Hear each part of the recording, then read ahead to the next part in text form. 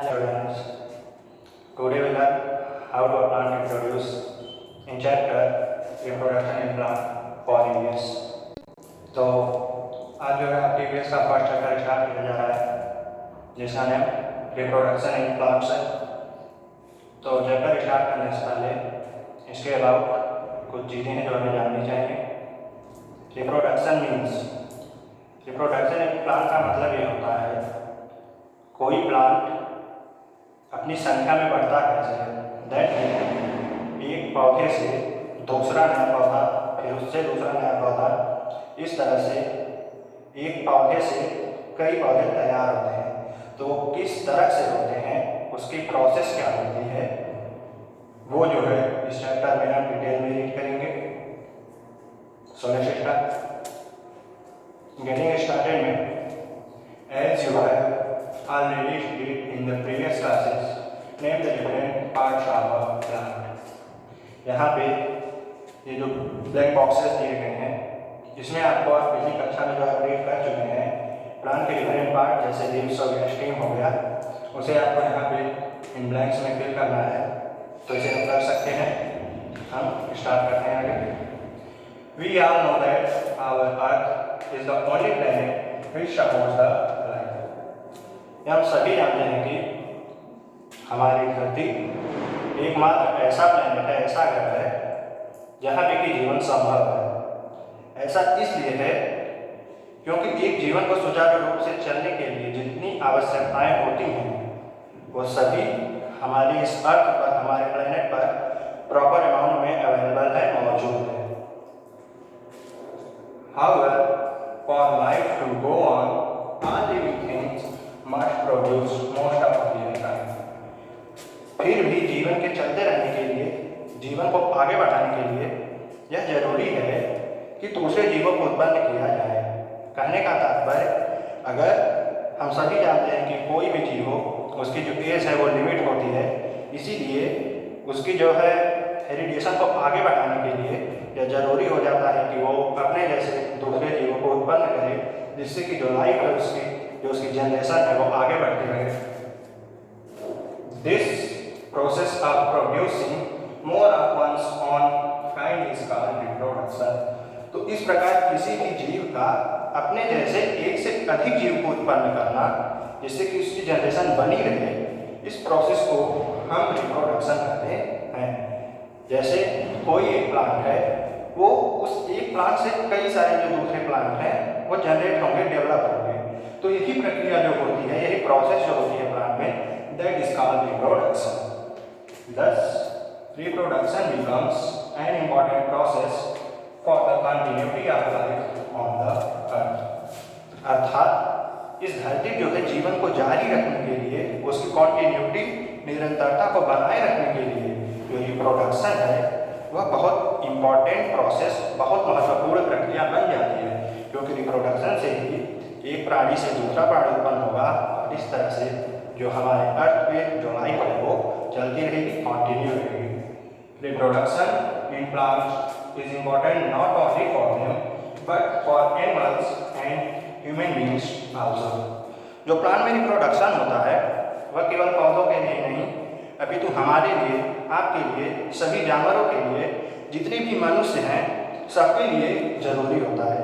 क्योंकि हमारा जो भोजन है, जो चीज़ हम कंज्यूम करते हैं, उनमें जो है ज़्यादातर चीज़ें हमें प्लांट से ही मिलती हैं। तो जब प्लांट रिप्रोड्यूस करेंगे, बढ़ेंगे, तभी वो चीज़ें हमें प्राप्त होंगी। तो इसके लिए जो है प्लांट्स में रिप्रोडक्शन हो आवश्यक हो जाता है, ना केवल पौधों के लिए बल्कि हमारे आपके लिए, सभी मानवों के लिए। Plants reproduce mainly in following ways: by seeds, by spores, by body parts, that is vegetative reproduction। जो प्लांट में रिप्रोडक्शन होता है वो हमारे मानवों की तरह केवल एक प्रोसेस से नहीं होता, बल्कि उसमें जो है कई प्रक्रियाएं होती हैं। वो कई तरह से रिप्रोड्यूस कर सकता है, अपनी संख्या को बढ़ा सकता है। जैसे बाई सीड मीन्स होता है बीजों के द्वारा। इससे तो हम और आप सभी लोग परिचित होंगे। हम किसी भी प्लांट के बीज को अगर हम लगा देते हैं तो उससे जो है नया पौधा डेवलप हो जाता है, नया प्लांट डेवलप हो जाता है। तो ये सीड के द्वारा जो रिप्रोडक्शन होता है, इसे तो सभी लोग जानते हैं बेहतर रूप से। By spores. बाई स्पोर ये देखिए, ये जो स्पोर्स जो रिप्रोडक्शन होता है ये प्लांट में कॉमन नहीं है। ये कुछ ऐसे प्लांट में पाया जाता है जो अपना भोजन जो है सही तरीके से क्लोरोफिल की सहायता से नहीं बना पाते। जैसे आप कह सकते हैं फंजाई हो गया, मोल्ड्स हो गया। तो इस तरह के पौधों में जो है ये स्पोर द्वारा रिप्रोडक्शन होता है। ये स्पोर जो है ये भी जो है बीज की तरह ही होता है, सीड की तरह होता है, लेकिन ये जो है बहुत मिन्यूट स्ट्रक्चर होता है, बहुत छोटा स्ट्रक्चर होता है। और जब ये स्पोर किसी पेरेंट प्लांट से, मदर प्लांट से अलग होता है तो प्रॉपर कंडीशन में वो डेवलप करके एक नया प्लांट बनाता है। By body parts. By body part मतलब होता है पौधे के किसी एक भाग द्वारा दूसरे भाग का बनना, जिसे हम वेजिटेटिव रिप्रोडक्शन अर्थात कायिक प्रवर्धन भी कहते हैं। जैसे आप कभी कभी देखे होंगे या किए भी होंगे, कलम लगाते हैं जो, जैसे जो हम गन्ने की खेती की जाती है या इसके अलावा जो गुलाब वगैरह लगाया जाता है, उसमें क्या किया जाता है कि पौधे के किसी पार्ट को उस पौधे से जुड़े होने की कंडीशन में ही जो सॉइल होती है उसमें बोर कर देते हैं, तो उससे भी जो है हमारा नया प्लांट डेवलप हो जाता है। तो इस तरह के डेवलपमेंट को by body parts means vegetative reproduction कहते हैं, जिसमें ना ही सीड का यूज होता है ना ही स्पोर का यूज होता है। इसमें हम यूज कर सकते हैं उसके ब्रांचेस का, उसकी स्टीम का और बाकी जो पार्ट्स। तो रिप्रोडक्शन वाली सीड यहाँ पे हम पढ़ेंगे कि एक प्लांट में जो रिप्रोडक्शन सीड द्वारा है वो कैसे होता है। You have studied in earlier classes that new plants mostly arise from seeds.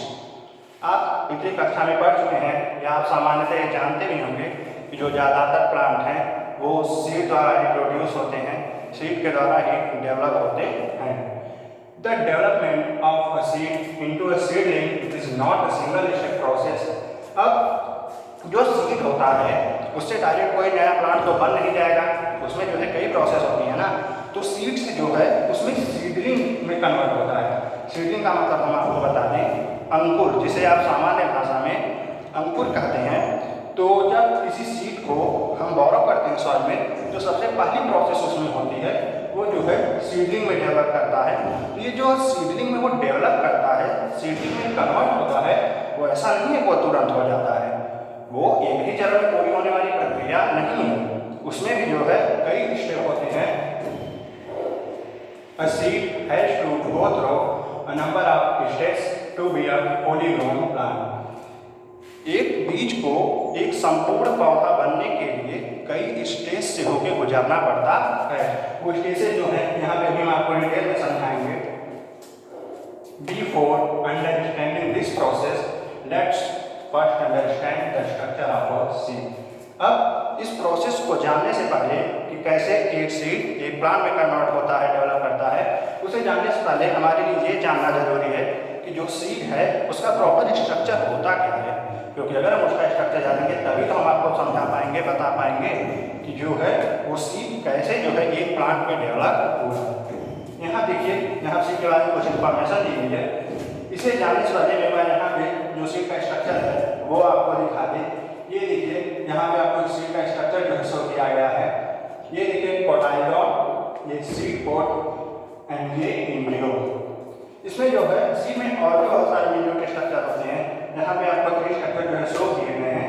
जो सबसे बाहर का स्ट्रक्चर, जो सबसे आउटर लेयर होती है सीड में, वो होती है सीड पोड। सीड पोड मतलब ये समझ लीजिए जैसे हमें ठंडी में अगर सुरक्षित रहना होता है तो हम क्या करते हैं, ऊपर से स्वेटर पहनते हैं, कोट पहनते हैं। इसी तरह जो सीड होता है उसे टेम्परेचर या एक नॉर्मल कंडीशन से प्रोटेक्ट करने के लिए, उसे सुरक्षा देने के लिए उसके ऊपर एक सीड कोट पाई जाती है। एंड उसके बाद जो है कोटाइलॉन जो होता है वो फूड को स्टोर करने का एक मीडियम होता है। कहने का मतलब जो सीड है उसे अलाइव रहने के लिए भोजन की जरूरत होगी, और वो जो भोजन सीड में कलेक्ट रहता है, संचित रहता है, वो कोटाइलॉन के रूप में रहता है। कोटाइलॉन क्या होता है, यह भी कोटिलियन जो है that is the middle structure of seed. ये इसका जो है स्टोरेशन पार्ट होता है। यहाँ पे जो फूड को स्टोर करते हैं, दैट मीन सीड को जो है अलाइव रहने के लिए, जीवित रहने के लिए साधारण सी बात है भोजन की जरूरत होगी। जैसे हमें और आपको होती है। तो कोटाइलडन जो होता है इस रूप में जो ये अपना भोजन होता है उसे ये स्टोर करके रखते हैं। And the most part is embryo. Embryo ये देखिए जो सीड का है सबसे इम्पोर्टेंट पार्ट होता है, क्योंकि जो नया पौधा आपका डेवलप करता है, नया प्लांट जो होता है वो इसी एम्ब्रियो से डेवलप होता है। तो इसे अभी हम डिटेल में जो है ये करेंगे आगे। स्ट्रक्चर ऑफ सीड, एक सीड या एक बीज की संरचना। A seed is the small hard part of a plant from which a new plant grows. जो सीड होता है, जो बीज होता है, वो किसी प्लांट का एक छोटा और कठोर पार्ट होता है। देखे होंगे कभी सीड को लेके, उसे अगर हम जो है प्रेस करते हैं तो इजीली जो है प्रेस नहीं होता, वो जो है एक हार्ड पार्ट होता है, कठोर पार्ट होता है। और जैसा कि हम सभी जानते हैं एक सीड से एक नया पौधा जो है ग्रो करता है, उसकी प्रोसेस क्या होती है उसे हम आगे पढ़ते हैं। सीड्स ऑफ वन प्लांट में differ from the seed of other plant by in shape, size और कलर। एक प्लांट का सीड जो है दूसरे प्लांट के सीड से डिफरेंट होता है।